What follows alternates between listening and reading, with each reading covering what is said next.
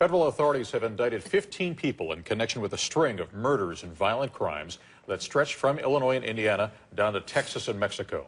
Now, most of those indicted are gang members, but one current Chicago police officer and one former Chicago police officer are also among those indicted tonight. Good evening. Authorities say the gang members are responsible for 19 murders and drug trafficking. ABC 7's Ravi Beshwal is here tonight with more on the indictments. Ravi.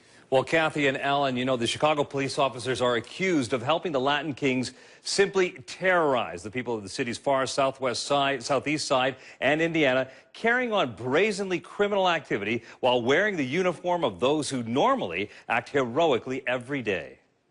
It could not have been easy for Chicago's top cop to be upbeat about a multi-state takedown of alleged gang members, not when two of his guys, retired officer Antonio C. Martinez Jr., who lives here, and Alex Guerrero, who was on duty when arrested and also lives on the far southeast side, are alleged to have helped them steal money, drugs, and run a criminal enterprise. It's unspeakable.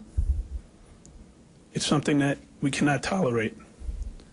And it reminds us that we need to redouble our efforts to ensure the integrity of all of our officers.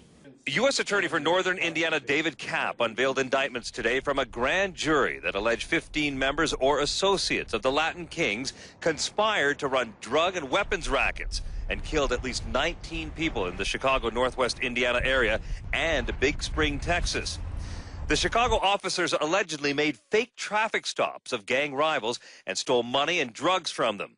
In one incident, the indictment said they pulled over James Walsh of the rival Latin Dragons, who was killed 2 months later at this bar by the Latin Kings. You add the knowledge that there's corrupt police officers also involved, it just compounds it exponentially, in my opinion.